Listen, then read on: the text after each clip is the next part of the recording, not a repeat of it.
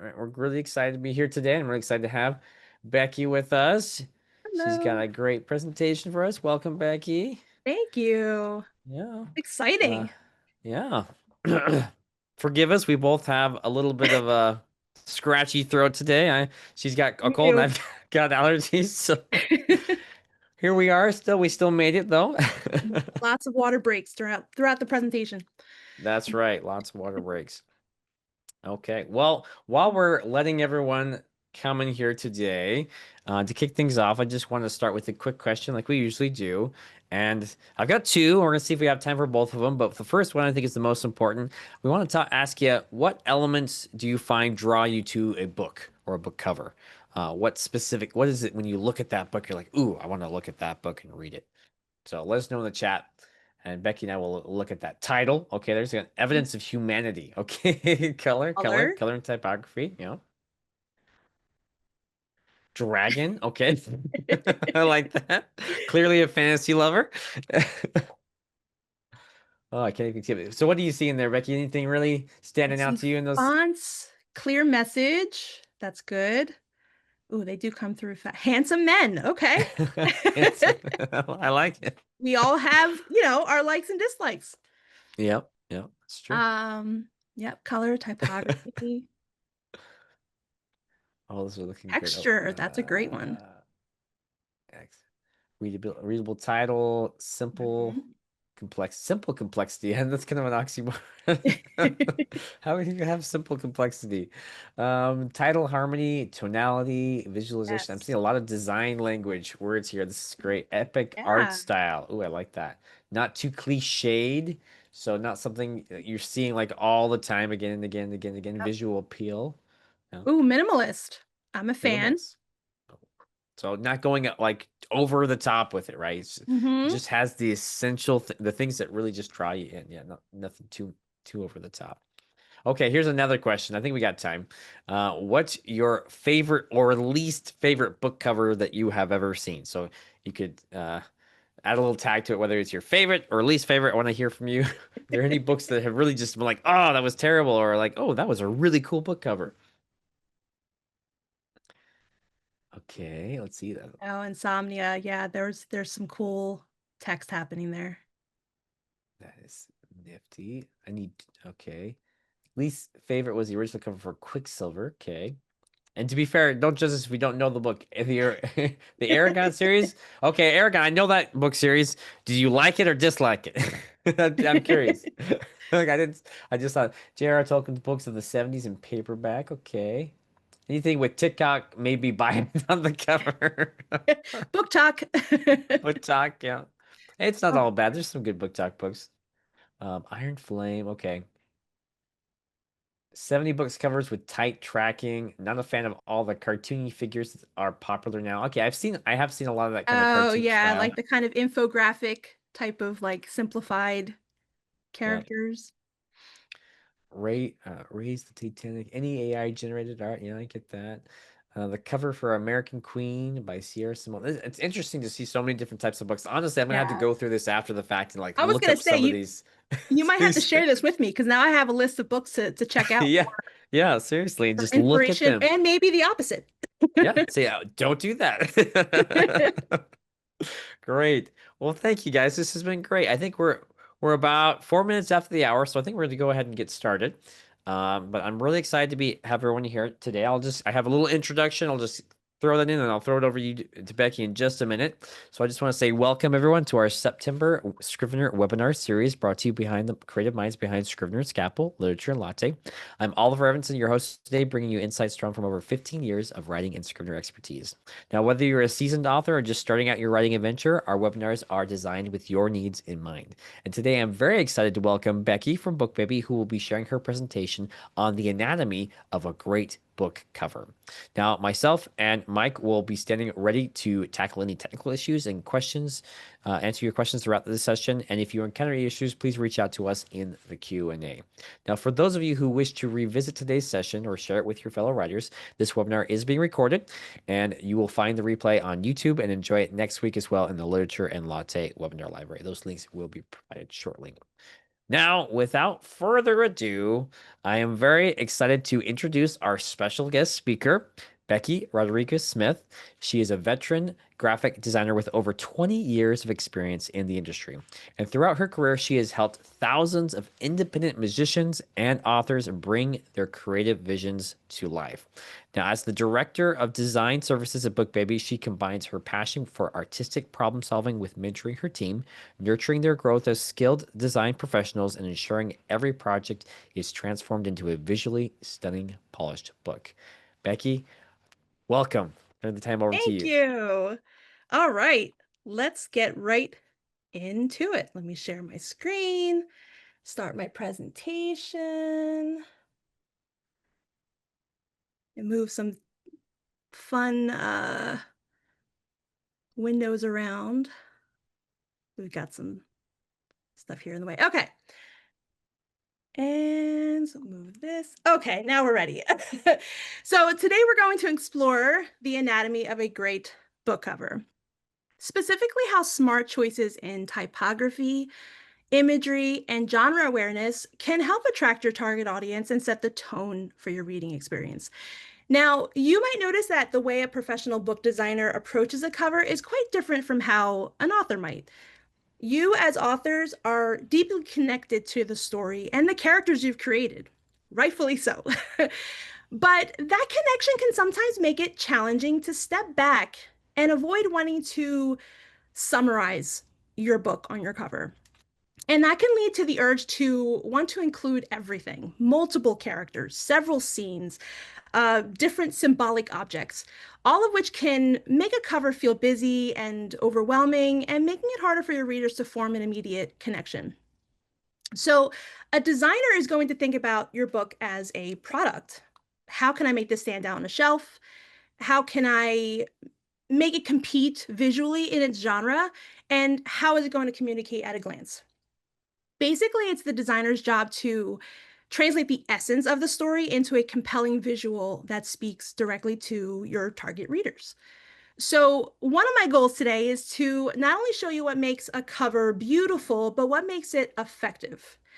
And I'm going to do that by breaking down the design process a little bit, going over some of the more important elements of design, just to give you a better understanding of a designer's thought process and why these principles matter. And then to illustrate those principles, I'll mix in some before and after covers just to kind of visually show you how those elements can be applied. So you'll basically be getting a glimpse into my design brain as I approach a new book cover. All right, so first is typography. This refers to the treatment of the text in an effort to make it visually pleasing. From choosing a typeface to the placement of the text and everything in between. Now, when it comes to book covers, there's a few items you should keep in mind before jumping into text design. So first is your genre and your audience. Your typefaces should feel like they are on trend with your genre. As you research your genre, which we'll talk about a little more later, you will start to notice what type of fonts are typically used, and that's going to help you narrow down your font choice. Your type should also appeal to your target audience. Uh, for example, if you are targeting adult readers, obviously you have a little bit more range. You can explore decorative fonts and script fonts and things like that. But if you're targeting younger readers, like say elementary age, you'll probably want to stick to something that's a little bit more traditional so that, it's easier for them to read. Speaking of readability, very, very, very important to the memorability of your cover. So on average, you only have a few seconds to make a lasting impression, and that's not a lot of time. So you want your title to be clear and easy to find. Now, having elements like artwork overlapping or interacting with your text is a great way to add visual interest. Honestly, it's one of my favorite things to do. But you just don't want to go too overboard, risking your audience not being able to find your title. Now, you are going to hear me use the term thumbnail often, and this refers to the smaller size at which your cover will appear in an online retail setting. Typically, it's about an inch, inch and a half. So when thinking of readability, it's good to keep that size in mind because you'll want the most important text, which is typically your title, to still be legible even at that reduced scale. And then lastly, hierarchy. So hierarchy refers to how you arrange your text, essentially the order of how you want your text received, what you want read first, second, and so on. That's going to help organize your information on the page so that your audience doesn't feel like they're being met with a wall of text all at once. And in doing this, it's going to help your reader digest the information much easier, which will then increase the chances of retention. Now, to help understand the benefits of hierarchy, I wanted to go over some of the basic properties of text. So here we have some plain text. We've got a title, an author, a title, a subtitle, a teaser line, an endorsement, and then the author. So right now, it's all the same font, all the same size, same color, plain black text on a plain white background, not really exciting. So the first property we're going to apply is the font. Okay, not too big of a change. I chose to set the title and the subtitle in a serif font and then sans serif for the rest of the text. Now, for those of you who are not familiar with those terms, basically a serif text, you'll find those little like decorative flourishes at the end, or sometimes they're called feet. And the sans serif is typically much more cleaner, much more modern, and doesn't contain those little decorative flourishes. There's plenty of other font categories, but those are usually the more common ones to hear. So next property is size. Okay, now we're getting somewhere. So by changing the size of the text, I'm instantly able to start establishing some hierarchy levels. All of a sudden, your eye is able to move through the text a little easier because you have some visual directives telling you what to read first and so on. Kind of makes sense? Next property is color. Okay, now we got a little flair. Now I'm gonna let you guys in on a little design pet peeve of mine that my design team hears from me all the time. There is rarely ever a reason why the text on your cover should all be the same color. Now, most of the time what I see is either all white text or all black text, but it's really a lost opportunity because using color can help you create interest, help you push those hierarchy levels, and give you a chance to incorporate accent colors from your imagery. And all of those things are going to help elevate your cover. So on this text, with the title containing ember, it makes me think fire, flames. So I went with some oranges and this kind of like reddish orange. And it's just going to help me break up the information a little bit. So next is weight. So weight refers to the thickness of the letters. This stage is more about refinement. The main hierarchy, as you can see here, has kind of already been set. And now we're just making some subtle adjustments to the width just to help push those levels a little bit more. So I'm including the previous slide here because some of the changes are a little bit subtle. Now, one thing that can really help you when exploring width or weight is choosing typefaces that have several weight options built into the family. You'll see that as like light, thin, regular, semi-bold, bold, things like that. That's going to give you a lot more options when it comes to choosing weight. So here with the serif font, once I increased the size, it felt a little bit too thick, felt a little bit too heavy.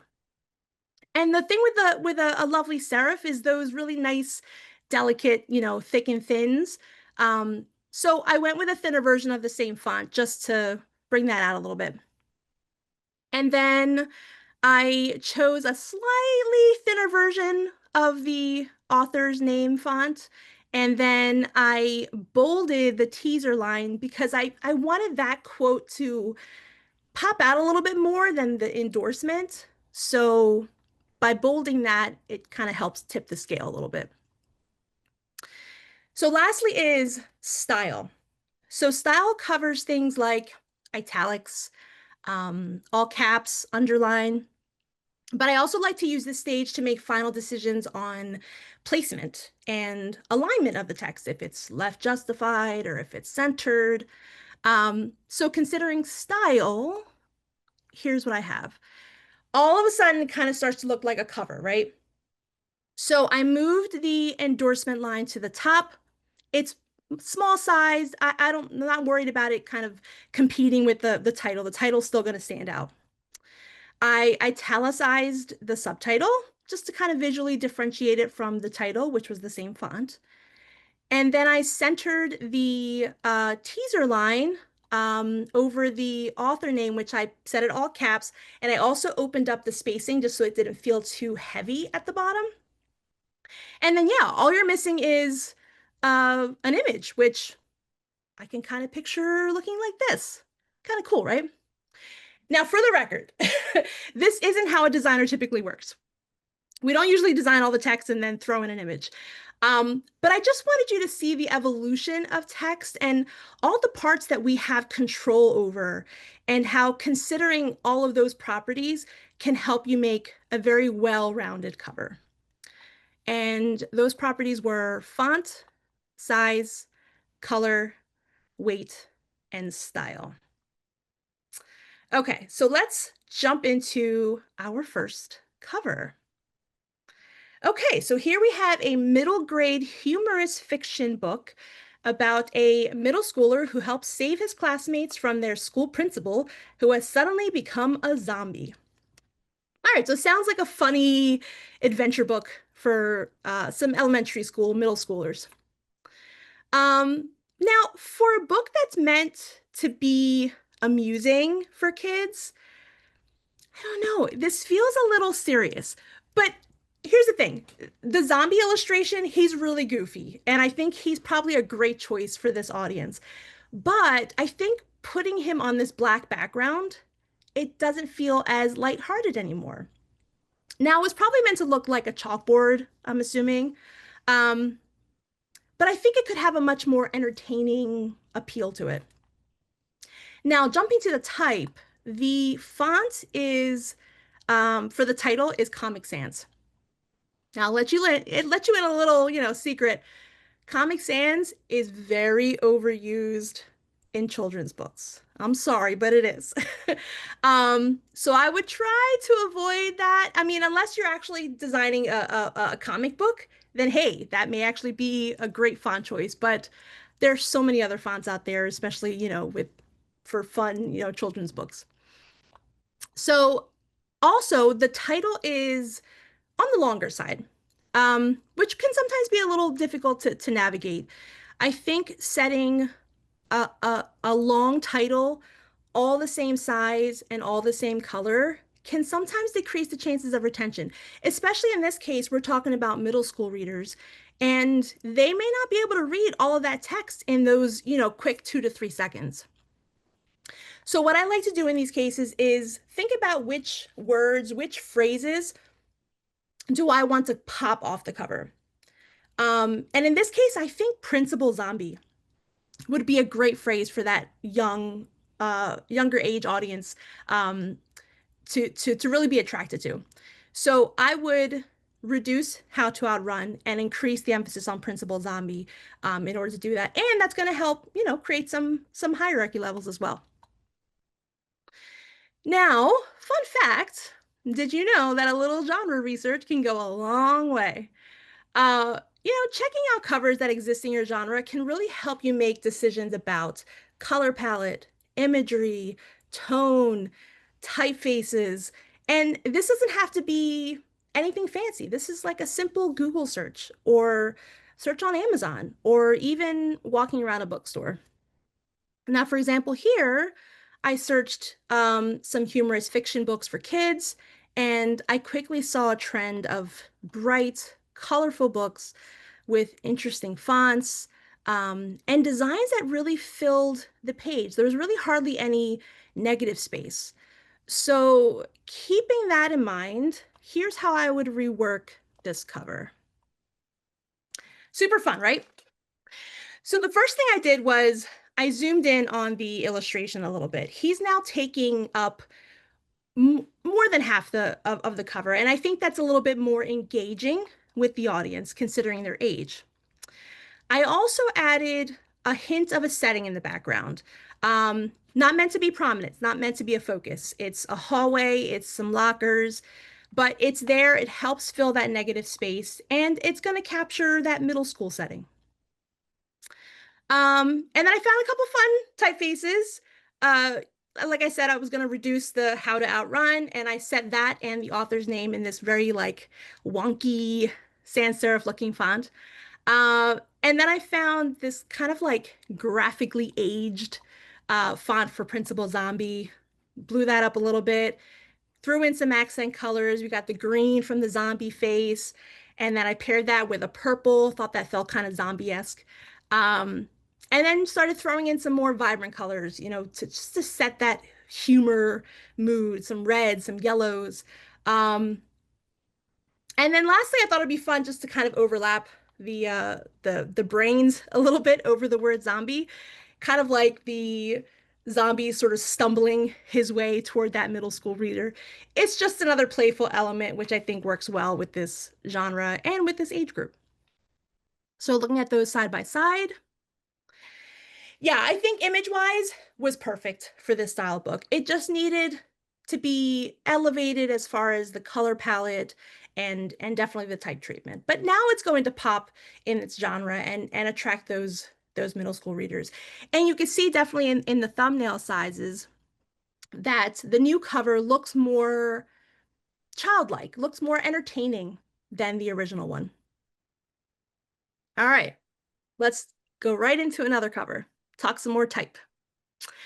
Okay, so here we have a romance novel targeted toward adult females in their 20s to 40s. It's about a 30-something florist who is done waiting for her prince. All she needs is a cup of tea and her flower shop, but her balance is interrupted by an unwelcomed and overconfident photographer. Okay, so much like the last cover, I think image-wise, I think it's a good choice. I mean, the book is about a florist. It's geared toward women. Why not have an image of, florals of some kind? And then considering the title, Tame the Wild, some kind of wildflower looking plant makes even more sense. But definitely this cover needs some improvement in the type treatment. It's pretty small considering the cover size, and I think this like script-like font conveys, I don't know, like a softness, a traditional love story aspect, which doesn't sound like our protagonist at all. She kind of sounds independent. She's trying to avoid the complications of love. Um, and I think with this being targeted toward women in their 20s and 40s, we could totally go trendier when it comes to the text. I've seen, bold, all caps, sans serif fonts are really trendy in the genre market. Um, and I think that type of treatment depicts a notion of confidence, which I think would be appropriate here. Now, the back cover could definitely use a boost in typography. Um, Artistically, it doesn't feel like there's a lot that really goes with the cover. We just have a flat background, and we kind of have a wall of text. Remember from our exercise, same font, same size, same color. It's not really exciting. So this can definitely use some implementations of hierarchy and carrying over some elements from the cover so that, the back cover feels just as interesting.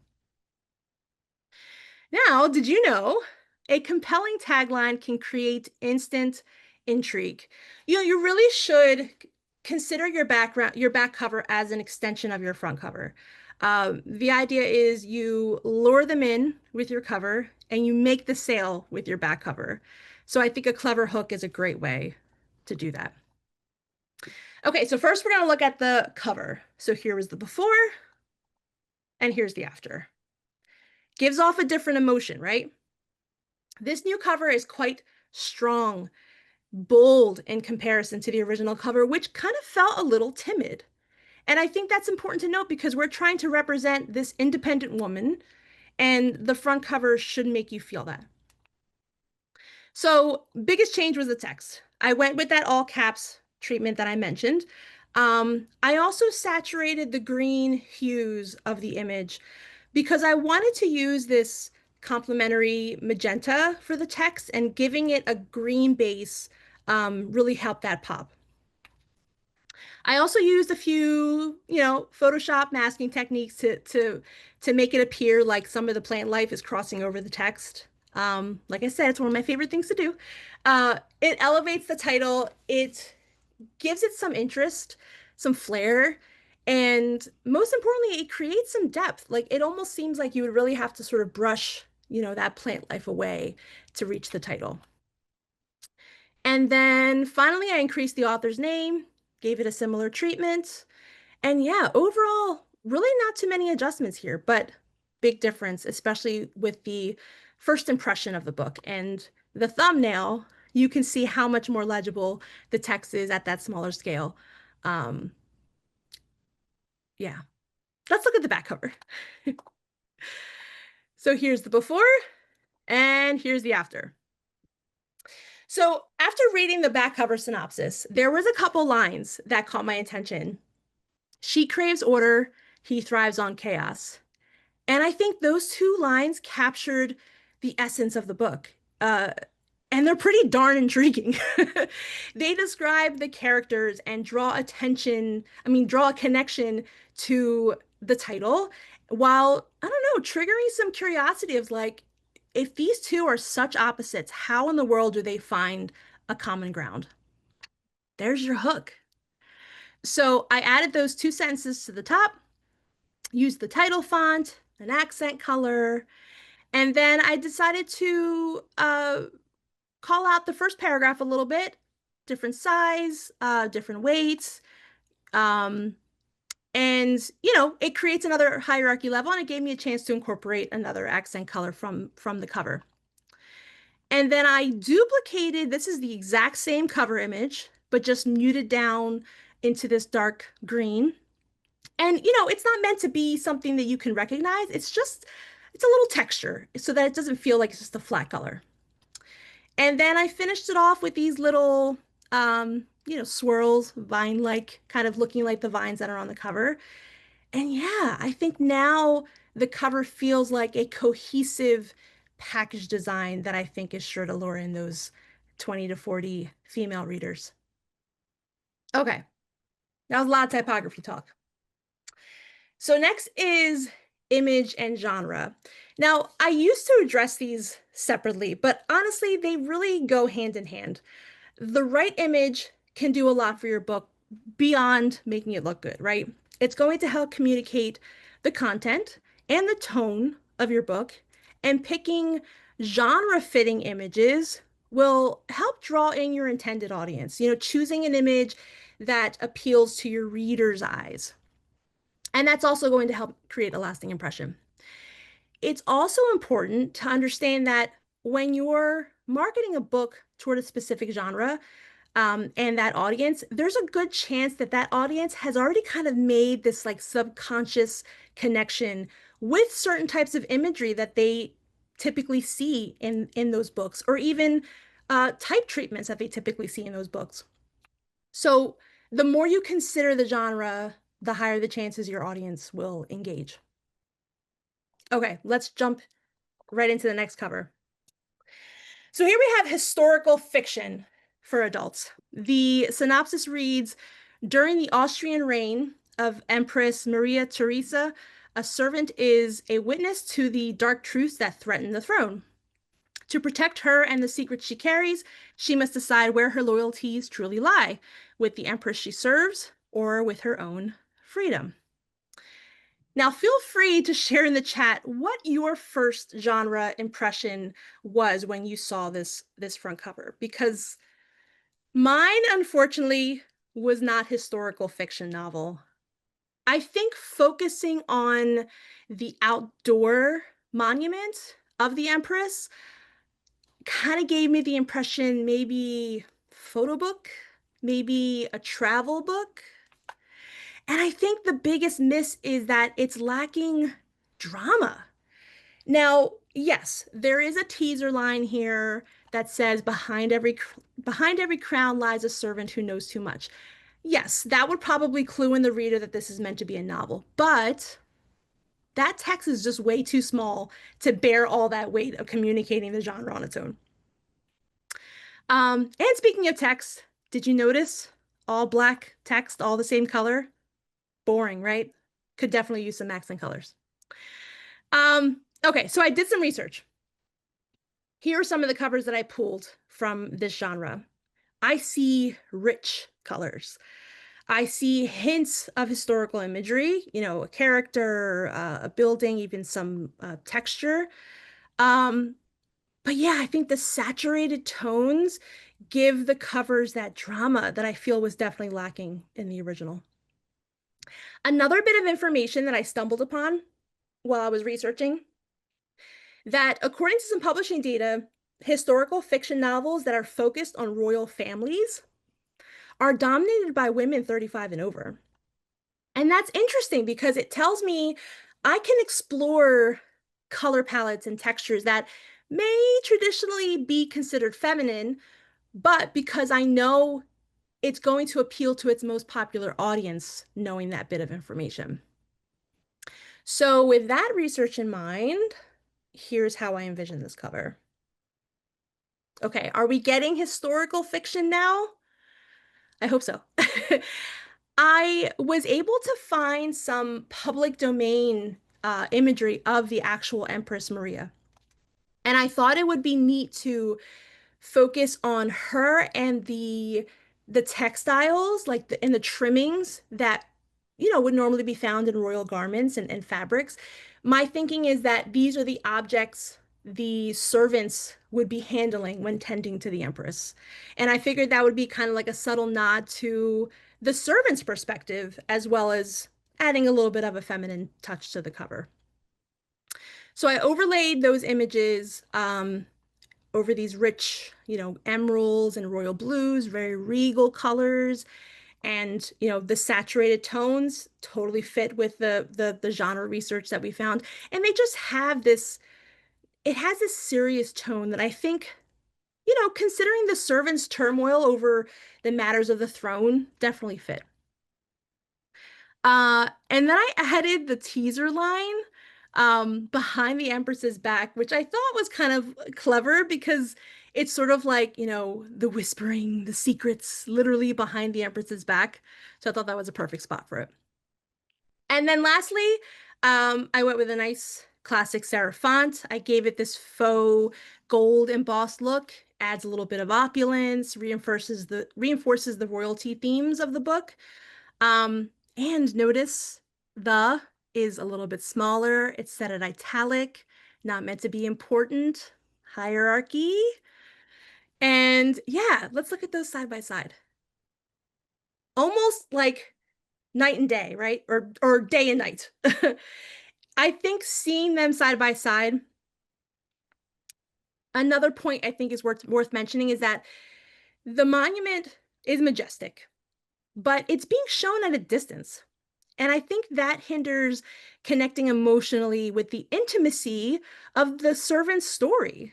She's really close to the Empress and privy to her darkest truths, but torn if she should reveal them to the public. I think that's a core element to the story. And having a sort of, intimate, up close image of the Empress instead helps to reflect that closeness rather than, an image shown from a distance. Okay, let's look at another cover. So here we have young adult sci-fi romance. Story is about two characters from different families who end up stranded on a new planet. Sworn enemies from birth, the two are forced to team up to survive the strange world, but survival turns into something more. So this kind of sounds like a new age Romeo and Juliet in a way. Now, interesting fact about YA readers, those young adult readers, is that they are typically drawn to to covers featuring characters, featuring protagonists. Now, I do try to avoid character representations on my covers. I love the idea of the mystery. I like the idea of being able to invent this character in my mind. But there's always an exception to the rule. And if an audience is drawn to covers with characters, why not give them what they like to see if it's going to increase the chances of them wanting to buy your book? You really have to keep in mind that missing the genre on your book cover can lead to buyer confusion, bad reviews, and lost sales. And readers often buy based on instinct, visual instinct. And if your cover doesn't look like it belongs in the genre they're browsing, they may as well, walk right by it or scroll past it. For example, let's say you have a romance novel and that cover just looks more like a thriller novel. Your romance readers will likely not pick it up. And the thriller readers who were maybe drawn to it may end up feeling misled. And if a cover promises one experience, but then the story delivers another, your readers may feel tricked. And, they can end up leading to some poor reviews, which can linger, discourage new readers, and then lead to decreased sales. It's a domino effect you don't want to get stuck in. So, in that respect, the current cover, I don't think is going to make as good of a connection with the YA readers. Um, I see, we have a starry sky, and that hints at the setting, but we're missing the romance. We're missing, I don't know, an adventure aspect to the cover. And the fonts, they're okay, but I think something a little bit more relevant, something a little more futuristic, more sci-fi could work better. Okay, are we ready for the redesign? Huge difference, right? So now we have this strong representation of these main characters. They're like power couple. Now, you may be thinking, well, how does she know what these characters look like? And that is an excellent point. I'm glad you brought it up. So, descriptions would absolutely need to be supplied to your designer if you wanted to include characters on your cover.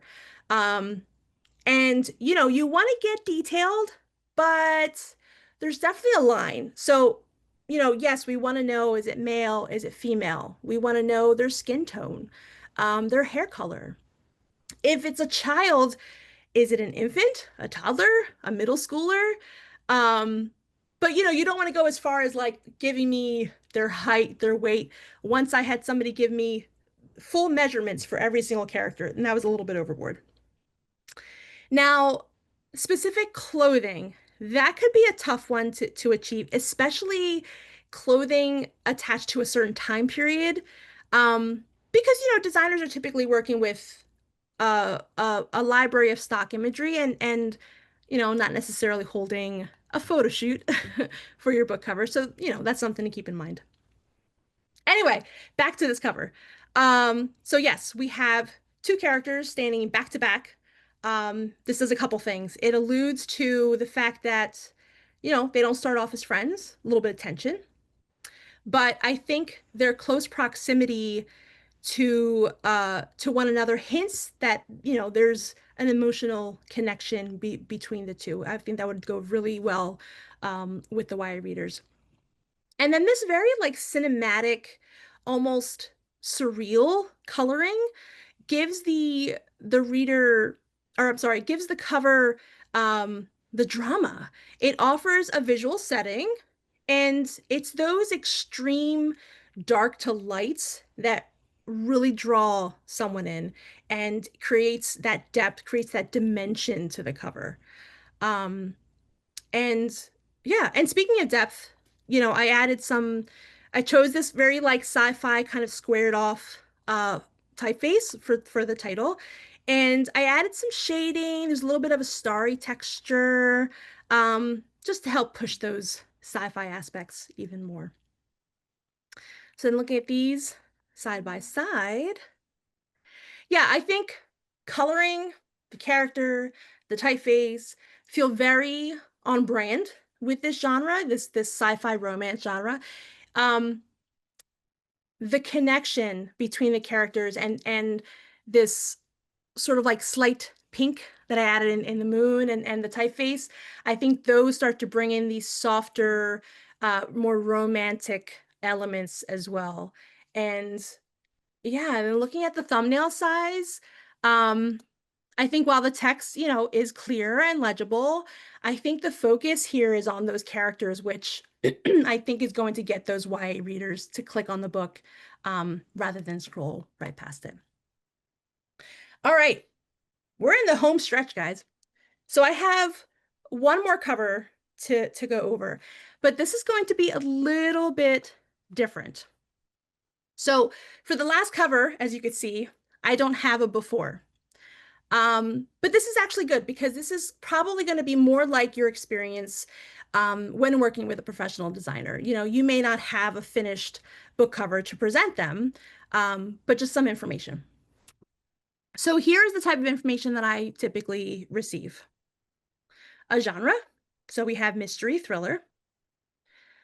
Audience, adult readers, especially true crime readers. This is great because adult readers, it's quite broad. So it's great to help narrow it down, like, adding true crime readers, because that will help your designer when they do their genre research. Next, a concept or idea. My story is about a Black teen girl who was abducted in the 1970s. I would love to capture the fear of being taken, maybe a blurry subway train or a dark tunnel. So, okay, they've got some ideas. Sounds like we want to really focus more on that emotion, the fear, the suspense. Um, they gave me some visual ideas, but it doesn't sound like they're too married to them. Kind of going off of that uh, question mark there. And then they sent me a synopsis. So, New York, 1977. What should have been a routine subway ride turns into a nightmare where Claire Donovan's train stalls to a halt. She realizes that this isn't just an accident, it's the design of the killer. And unless she outsmarts him, she'll become the next photo on his wall of trophies. Yikes. So that sounds like a pretty intense read. There's some mystery, abduction, possibly murder, not sure. There's also a vintage element here. Yeah, this is set in the late 70s, so I can definitely see a mood being painted in that description. Now, there are some other bits of information you could share with your designer. Color preferences or even dislikes, maybe colors you would want them to avoid for whatever reason.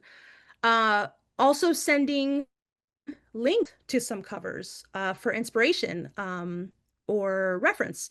Maybe some covers that you came across that you feel would fit in the same genre, or perhaps just a way of showing us what you like. I understand that it could sometimes be difficult to kind of articulate our ideas, and sometimes showing them to us visually is a great way to do that. Yeah, so before I do anything with the design, got to do a little research to see what's trending in this genre. Okay, so I searched mystery, thriller, and also true crime because I have, multiple genre, multiple audiences that I'm trying to hit. And this is what I picked up on. I see very large type, typically taking probably 75% or more of the cover. I see references to settings. We have the trees, we've got water, we have a city, things like that. Um, I see experimentations with texture.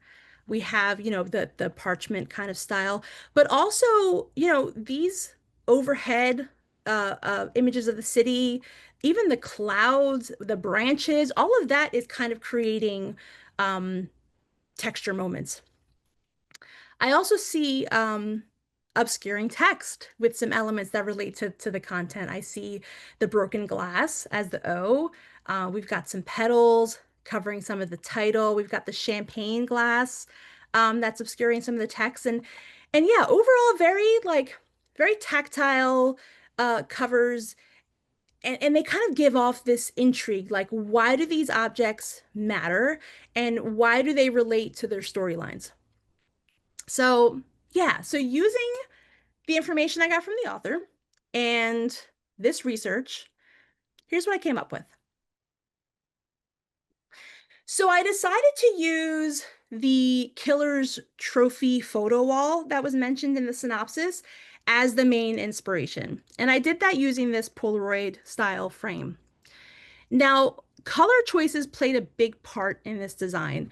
So I wanted to mention that, your color palette can have an effect on the mood, um, how well your book communicates to your readers, to the genre, and it can help trigger an emotional response, which is really what I wanted to do with this cover. I think the slightly faded yellows and the sepia tones immediately start giving you 1970s, right? It sets the time period before you've even read the synopsis. Now, I kept the overall palette quite muted, and gritty, which I think also captures that mood that the author wanted to portray, the fear, the suspense, and and then kind of darkening the edges, these corners. I think that starts to allude to the dark tunnel that they had suggested without having to have, a literal tunnel on the cover. Now, there's this kind of pop of yellow from the character's jacket that I think against this like hazy, almost dreamlike background really draws your eye to her, singling her out, making her feel exposed and a little vulnerable, right? Her back is to us. She's unaware of who's watching her. And I think that fits perfectly with the idea of fear and like the sense of being hunted. It's pretty wild how much you can communicate through color choices. So then I went ahead and I did include an image of a train, a blurred train.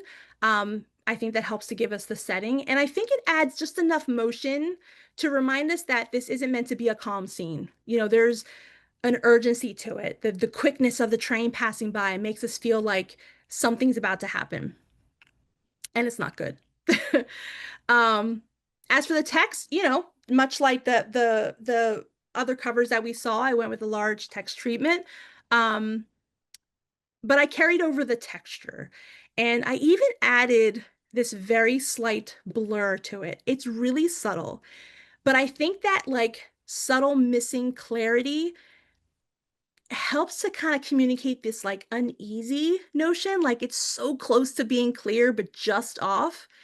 Much like the scene, it just looks like a girl waiting for the bus or waiting for the train, but something feels off. So then, I placed the character partially over some of the text. I think this also hints at this idea of like, again, her being singled out amongst the crowd, um, with the text kind of symbolizing the crowd. And then lastly, the author name in this handwritten marker on the Polaroid. I think that might have been my favorite part. Hear me out. So the texture of the book make it feel worn, like this story has actually been around since the 70s. And it kind of makes that danger element feel real. But then having this photo signed, I think drives that home. It's like, is that the handwriting of the abductor? Did he take that photo and then sign it? Did he pin it on his wall? Did this girl survive? Did she become another one of his trophies? It's all about doing whatever you can to create an experience, and that intrigue begins on the cover. So going back to the group of covers that I had gathered this time, including the one I created, yeah, I think it fits in nicely. I think it jumps out a little because of the color palette, but that's a good thing. I think it has this like documentary feel that I think would really appeal to those true crime readers as well as the mystery thriller readers. All right. So before we jump into Q&A, I wanted to end with this. Um, a book cover isn't just a book cover. It's a marketing tool. Surprise. Uh, it's the very first connection with your audience before they've read a single word. And I think by applying the principles that we covered, thoughtful typography, intentional imagery, genre-focused design, you're not just making something that's attractive, you are creating a product that grabs attention, resonates with the right readers, and, helps to drive sales. Now, I know a lot of this can feel a little overwhelming, especially if you don't have a design background. Um, but that's exactly why professionals like us exist. The key takeaway here is that the cover design is more than just a title on a picture. You can see just with that last cover alone, it blends psychology, marketing, storytelling. And while the designer is going to help bring, their creative expertise, you are bringing the vision. The author is bringing the story. And I think the stronger covers come from that collaboration. You arrive with a clear sense of your genre, your audience, your tone, a synopsis, maybe some inspiration, and then the designer is going to translate that into a cover that markets your book effectively. So I think when you choose to invest in that partnership, you're not just getting a polished design, you're giving your book its best shot at success. That's all I got, folks.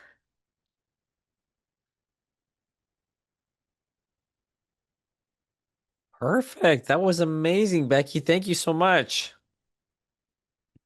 And I did it all without a water break. That's crazy. That's amazing. Yeah. Congratulations. That's good.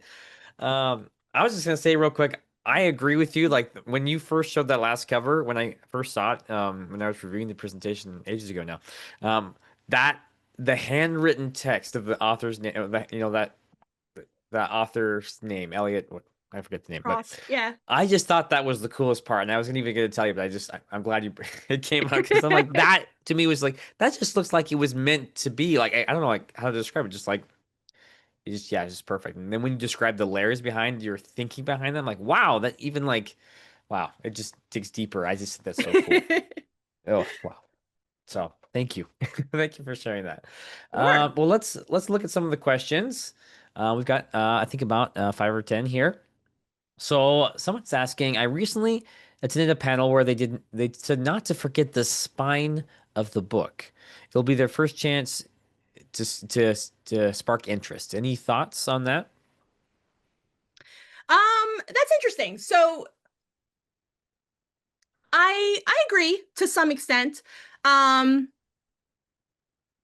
it's one of those things where when it comes to marketing the book and thinking in terms of attracting uh potential buyers, um, I'm not sure if that's something that I think needs that much focus, only because, when it's posted on online retail shops, they're showing the cover. Maybe in a bookstore, there may be, spine out, but there's typically at least one that's cover out, and I think that's really where your attention needs to go.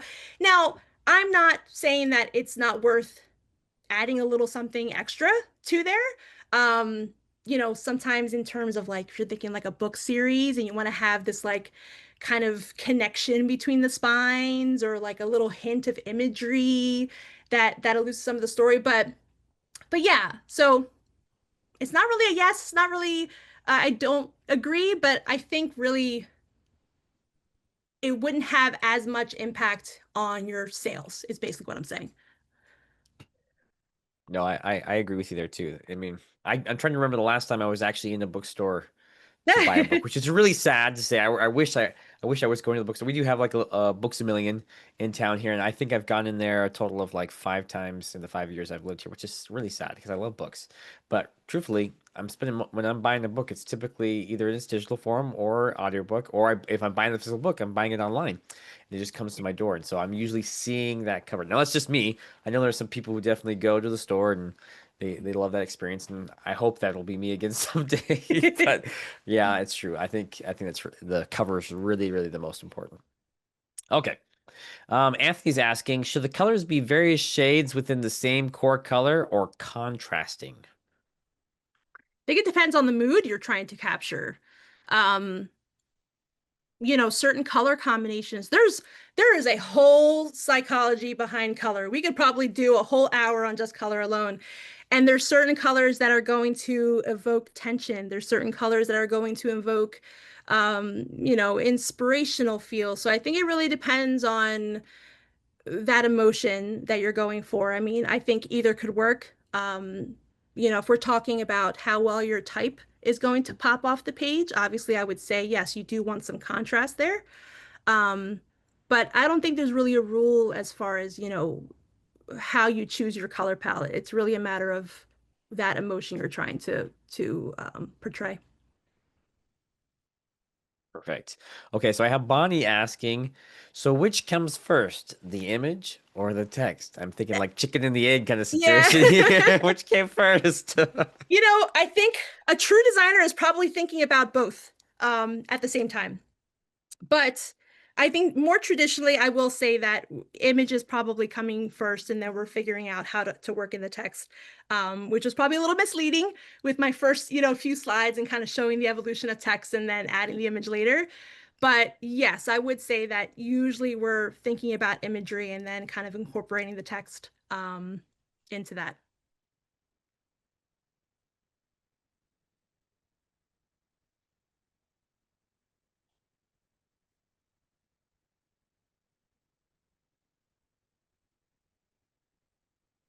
Ooh, I can't hear Can you you. hear me now? Can you Yes. hear me now?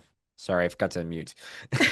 So, is there any relationship between the fonts used on the cover and the fonts used for chapter titles in the body of the book? Does it need to be consistent? Does it matter?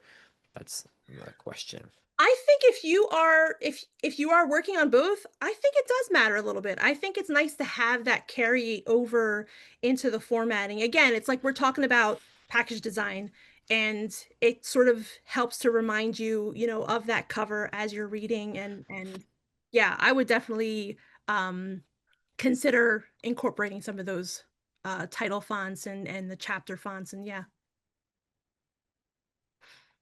Excellent.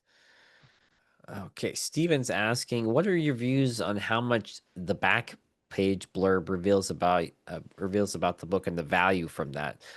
He says he often finds books which to me remove the mystery by revealing too many plot points. So I guess he's asking, should it be short? Should it be long? From a design perspective, what do you think? Um yeah, the shorter the better. Um I too often do I see so much text on the back cover. And I mean, I think it depends on the style of book. Maybe a nonfiction book would just typically have a little bit more information. But I think in terms of fiction, yeah, you shoot for intrigue, shoot for just enough to get your reader wanting more. But yeah, you should never reveal, don't give away, what's the phrase, don't give away the cow, the milk. uh, I can't think of it either. But I know what you're trying to Paraphrase say. it. Yeah. Well, I think some of those books they had very short statements on there that just hooked you in and drew you in. Usually on the front, right? But that's what I think is like you really need to keep it as short as possible. That they're all just hooks, right? There's a Yeah. smaller hook and a slightly larger hook on the back, and then sometimes they have it on the jacket cover too. And Mhm. it's all just to get you to get in to actually read the book. So, yeah, just I agree with you. Just keep it short and just do anything that'll get them interested, but without giving away the core Yes. Short secret, and sweet. right? Yeah, short Less and is sweet. more. Less is more. Okay, let's see here. Okay, so do you ever use a subtitle to tell readers up front the genre? Like, for example, in The Tame of the Wild, you could have added like a novel or a romance, uh, something like that. Um, Well, me as the designer, I would never choose to do that, especially without, the author's consent. I feel like that's just kind of personal preference, if that's something that you want to add to your cover. Um, but yeah, as the designer, I wouldn't go ahead and add something like that um, to to the cover unless I was prompted to do so. Gotcha. So basically, you're leaving it up to the author to decide that that element, right? Yeah. I guess that's another question I'm going to ask myself, like in terms of creative control, because you talk about like self-publishing, when you're self-publishing a book, you do have a lot more creative control. But by outsourcing to an illustrator or, someone like BookBaby, you're surrendering a little bit of that, right? Which I think is good to some degree because you guys are the experts, right? So Mhm. how much creative control does the author really have? Well, so with us, yes, you are giving us, I mean, the amount of information that I showed in that last sample is really the amount of information that we ask from our authors. And that information is going directly to the design team and the designer who gets assigned to that book. Um, Once they send out a proof, there is absolutely an opportunity for the author to give their feedback. Art in general is very subjective. And while, I went through this presentation and I talk about all the important things that you want to keep in mind, and the designer is going to be thinking about that. Um, this is your book. You should be able to stand 100% behind your book. And if there's something you're not feeling, if there's something you're not liking, we absolutely want you to tell us, what, I'm not feeling that font. I'm not feeling those colors. Can you try this? Can you try that? And, we will go back and forth until you are absolutely 100% happy with it. Perfect. Oh, I love to hear that. That's great. Yeah. Okay, so another question kind of along those lines, but it kind of revolves around the process, like how long does it take? He's asking, can I ask how long the process takes from the author getting in touch to the cover actually being produced? Like, I don't know. I'm sure it varies, right? But is there like an average length you think or Um, for us, typical? I mean, I'm not speaking for, other professional designers, but as far as BookBaby goes, we try to get you that first proof within 2 to 3 weeks. That's our goal, sometimes sooner, sometimes, later, depending on how busy it is and how our workload is. But yeah, we try to get you that proof within a couple weeks. And then as far as corrections rounds go, we try to turn those around within a few days, just so we can, try our best to adhere to whatever publishing deadlines you have. Perfect.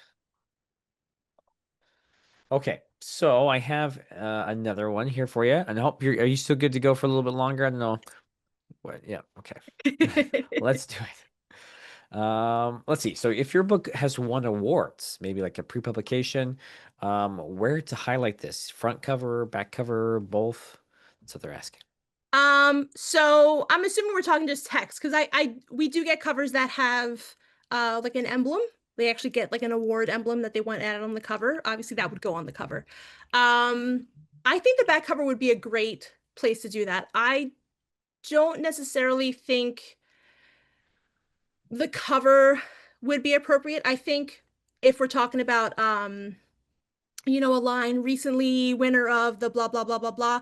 I think the back cover would be a great place, much like reviews. If you have some reviews that you've received, you can add those on the back cover as well, or on the you know first page or so inside the content. Um, but yeah, I think back cover would be a great place. Perfect. Great. Okay, so Rhonda's asking, she'd like to know a little bit more about covers for a memoir. And that wasn't one that I think you covered, and so that she's just curious, like, is it illustration versus a photo? What goes in deciding, etc. If you have any thoughts on memoir Yeah. books.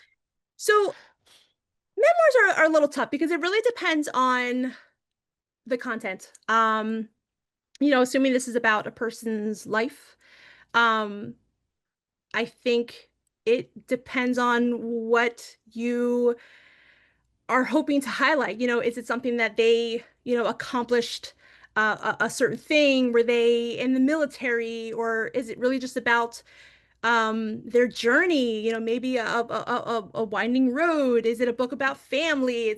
It really depends on the content, I think, as far as like driving the imagery, if it's also audience. I mean, if we're talking about a memoir that's meant for your family, you could probably go a little bit more personal, something that they would identify with. Is it about grandma? Did grandma wear this like special brooch? And you can put the brooch on the cover and it's like instantly, oh my gosh, the family all knows who this book is about.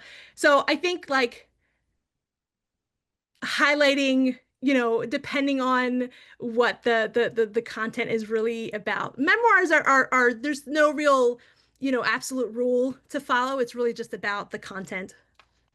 Lots of angles you could take. Yeah.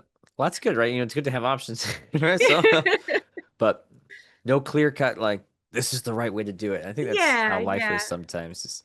You It's very can, similar to poetry in that sense. yeah, Poetry is also kind of similar in that it really depends on the content.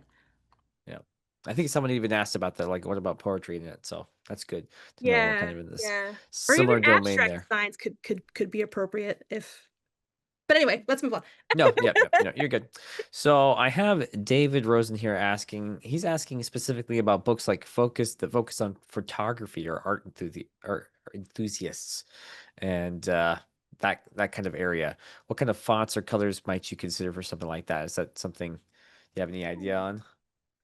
Not offhand. That's something that I would have to, do a little research on myself to kind of familiarize myself with that specific, genre. Genre? Yeah. Well, that's one thing I really admired about, this presentation when you were going through. You were very quick to say, "Hey, I'm not like I don't know everything. I've done my research. I'm seeing what's performing well in the market right now." And I think that's really important. Sometimes we kind of just expect, "Oh, you're the expert. You should know everything, right?" We don't know Yeah. everything, But you know? I don't have a manual Yeah. under my desk. So this is how to create the perfect book cover. I guess if you did, Yeah. you'd be handing it out to Right. And everyone. listen, trends are always changing.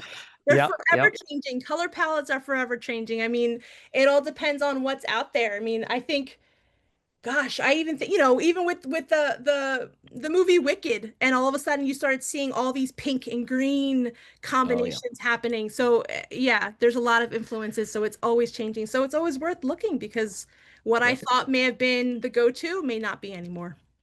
Perfect. Perfect. Now, I know there were a couple people who were interested in learning like how to design covers themselves.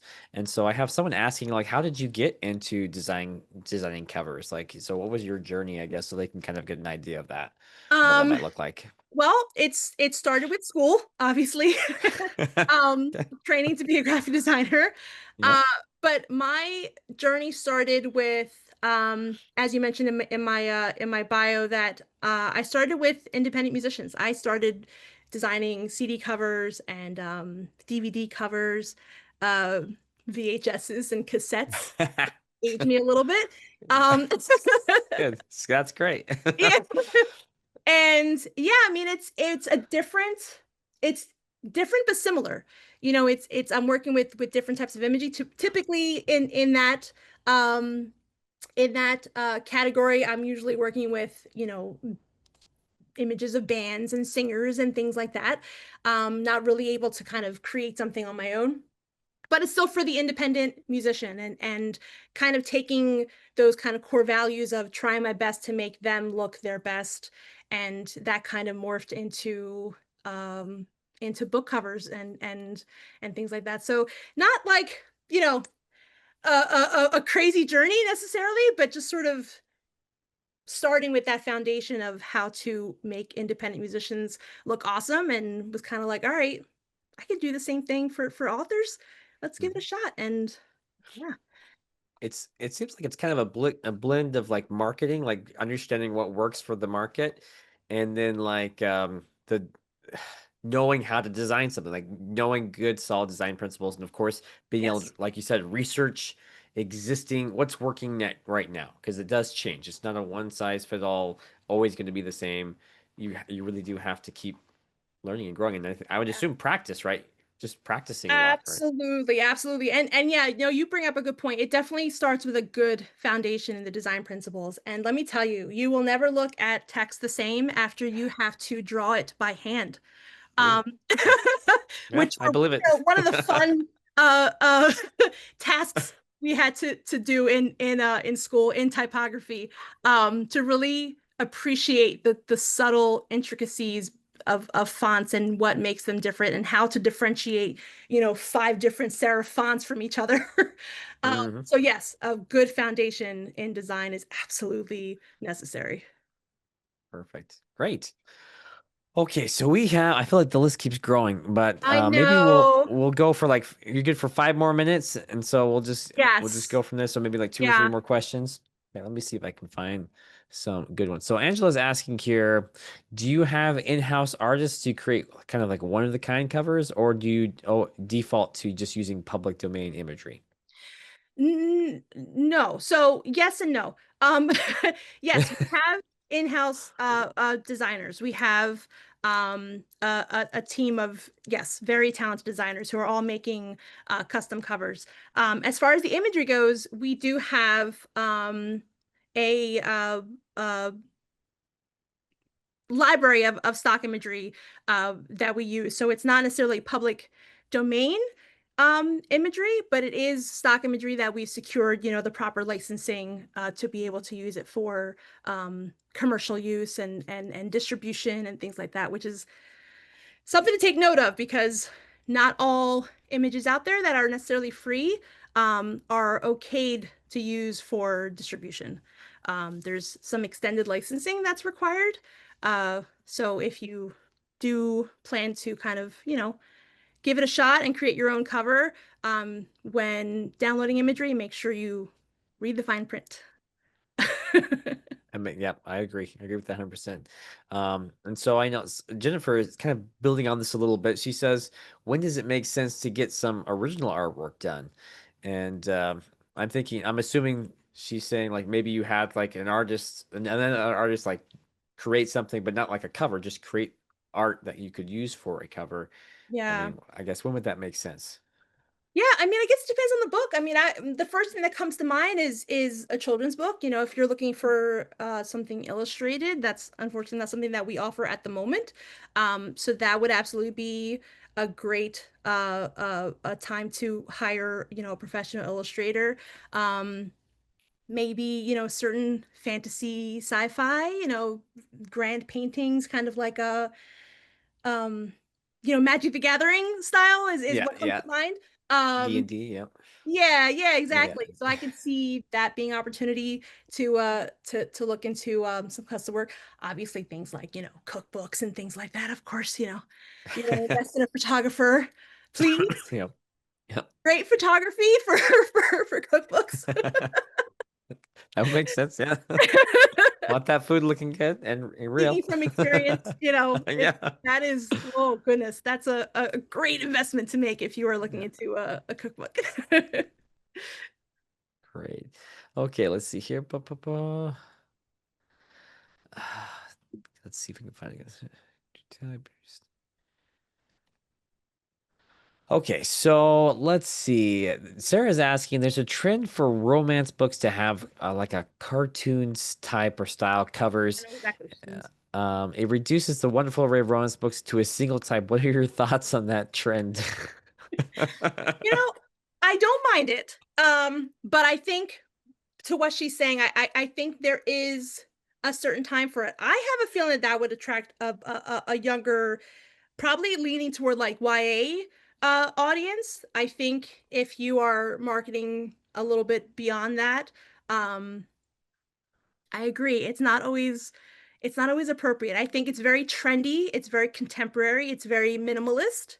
Um, but if you wanted to go something more traditional, I think it would be absolutely appropriate.